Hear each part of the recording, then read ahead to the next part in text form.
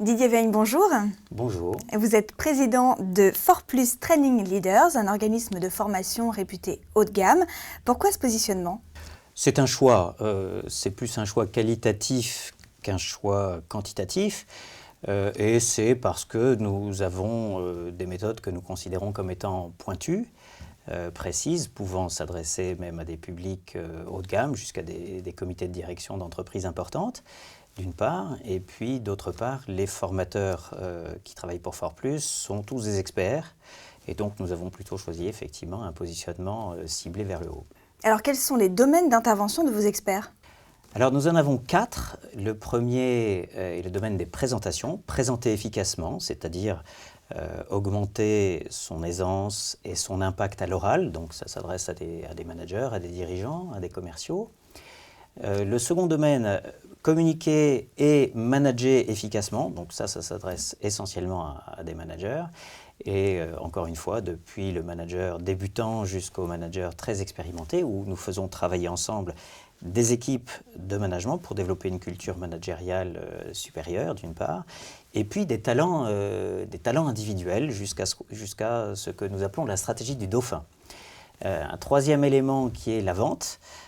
Comment être plus efficace dans les entretiens de vente, aussi bien dans les phases de découverte que dans les phases d'argumentation, de motivation, d'engagement du prospect, c'est-à-dire précisément comment mieux s'organiser, comment mieux argumenter, comment mieux poser les questions pour transformer plus souvent les prospects en clients. Et le dernier point, les soutenances commerciales. Donc là, ça s'adresse non seulement aux commerciaux, mais aussi aux dirigeants qui interviennent dans les soutenances business to business pour faire la différence à l'oral.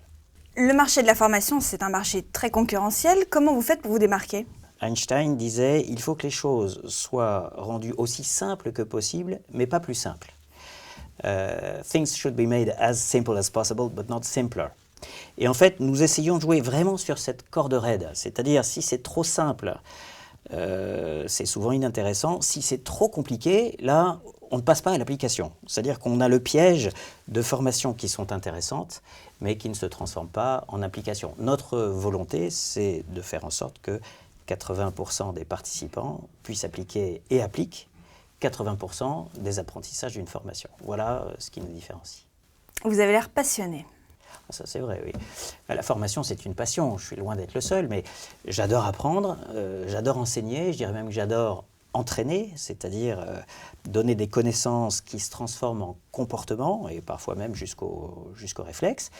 Vous savez, quand on s'entraîne, quand on commence, on est mauvais, moyen, bon, ça dépend. Puis on s'entraîne un peu, on devient meilleur, on s'améliore. On peut devenir très bon, on peut devenir excellent. Et pour les meilleurs, effectivement, viser l'excellence, c'est une valeur importante. Et chacun des participants qui s'entraînent dans des domaines comme la présentation, la prise de parole en public, les techniques de vente, le management, toute personne qui s'entraîne acquiert aussi le goût de faire mieux. C'est-à-dire que l'auto-exigence d'excellence grandit. Et je crois qu'il y a un vrai plaisir à progresser, et pour les managers aussi un vrai plaisir à faire progresser leurs équipes. Donc pour un formateur, pensez bien qu'il y a un vrai plaisir à faire progresser les personnes avec qui nous travaillons. Eh bien, merci Didier Weigne pour ce témoignage. C'est à vous.